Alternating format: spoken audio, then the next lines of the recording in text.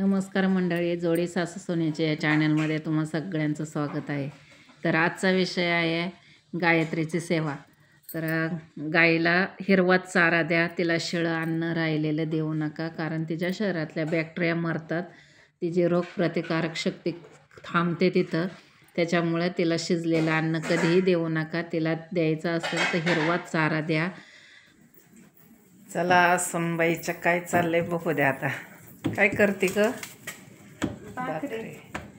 बाजरीच्या बर. आणि काय भाजीचं प्रयोजन आहे आज? मुगाचं. चला आज मुगाची भाजी करायची. वाटण काढून घेतले बघा सुनबाईनी. आणि ही भाजी म्हणजे खूप छान, अगदी शरीरासाठी खूपच पौष्टिक अशी मुगाची आमटी करायची आपल्याला.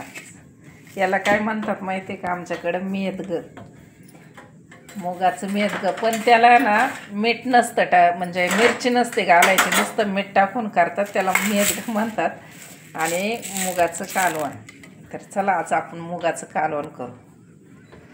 मस्त बाजरीची भाकर आणि मुगाचं कालवण खायला एक नंबर भारी. तर आता कुकरला लावून घेऊ आपण मुगी, म्हणजे पटकन शिजते, कारण मला जायचं शेतात.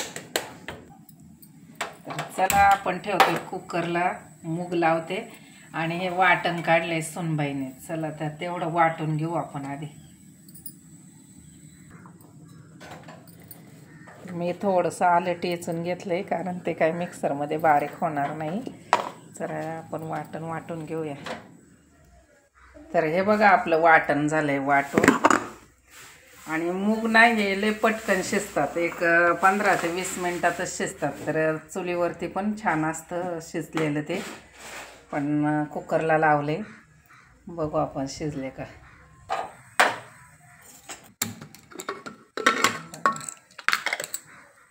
हे बघा सगळं शिजून असं फुटलेले आहेत मूग, मस्त. हे बघा किती भारी फुटलेले आहेत मूग. एकदम छान शिजतं कुकरला पण, आणि तसं पण लय पटकन शिजतं. तर चला आपण देऊ त्याला फोडणी.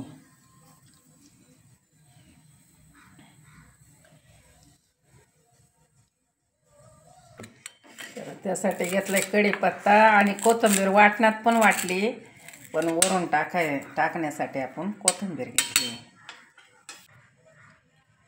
तर चला आपण तेल टाकून घेऊ आधी. आपण टाकतोय त्यामध्ये 1 चमचा जिरं आणि हळद टाकायची. पण जरा जिरे चांगले तडतड झाले ना की मग 1/2 चमचा हळद. आणि आता यामध्ये टाकणार आहे आपण कढीपत्ता. तडतड वाजतो. वाटलेलं आपण ना चांगलं छान असं तेलात परतून घेऊ. मस्त. कुठलीही भाजी करताना ना वाटण वाटलेलं तेलात परतून घेतलं ना अगदी मस्त लागते भाजी. आणि कुठलीही भाजी करताना अगदी मन लावून केली ना कधीच फेल जात नाही, खूप छान होते. तर हे बघा किती मस्त वाटण शिजलंय. आणि आता आपण हे मुगाचं कढण टाकून घेऊ त्यामध्ये.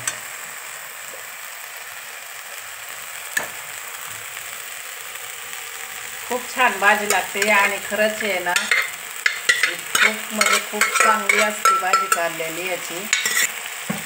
सगळ्यात जास्त प्रोटीन असतील तर ते मुगामध्ये असतात. त्याचे मोड येऊन केलेले ते तर अजूनच चांगलं असतं. पण खाणाऱ्यांना हे चांगलं आवडतं मोडापेक्षा, आमच्या घरात तरी. म्हणून मी आता हे असं अख्खं मूग शिजवून त्याचं करते, कारण मोडाच्याला तर जास्त प्रोटीन मिळतात त्यामधून.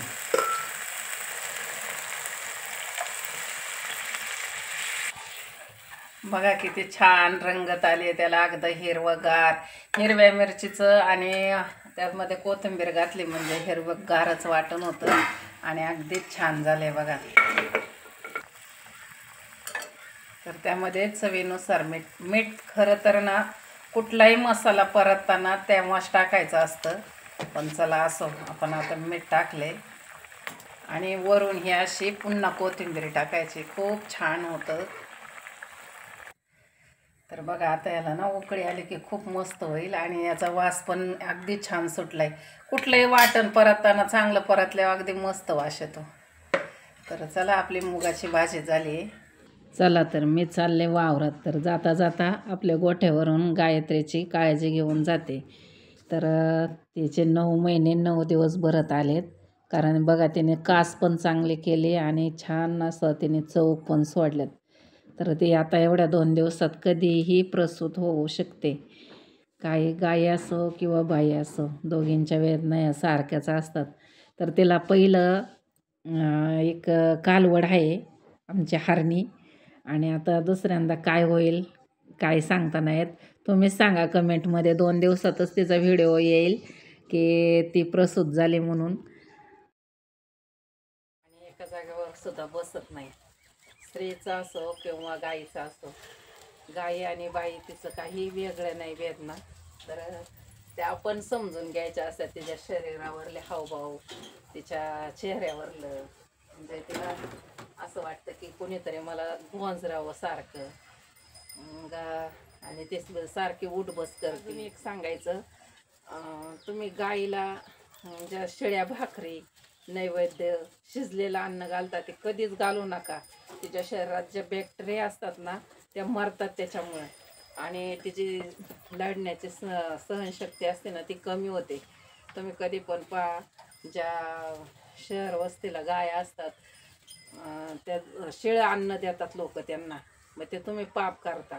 गाईला कधीही शिजलेलं अन्न चारायचं नाही.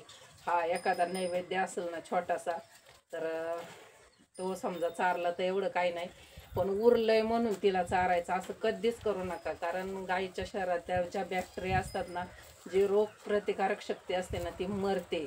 तुम्हाला जर गाईची सेवा करायची असेल ना तर हिरवा चारा आणून द्या तिला.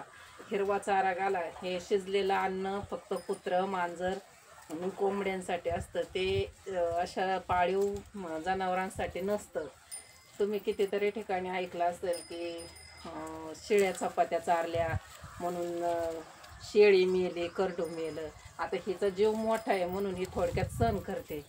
तर शेळ्या बकऱ्यांचा जीव लहान असतो, त्या नाही सण करत. तसंच मग ती तरी का सण करेल. मग तुम्ही कधी तिला ना शिजलेलं अन्न घालू नका. तुम्हाला जर गाईची सेवा करायचीच असेल ना तर तिला हिरवा चारा आणून घाला आणि तिची काळजी घ्या. गाईची सेवा म्हणजे आईची सेवा. ज्याला आई नाही त्याने ना अवश्य गाईला ना हिरवा चारा, कुणाची असो, एखाद्या दुश्मनाची असू द्या, पण तिला ना एक मूठभर कवाय ना जर दिसली ना तिला हिरवा चारा द्या. कारण त्याच्यात जे पुण्य आहे ना ते इतर कशात नाही.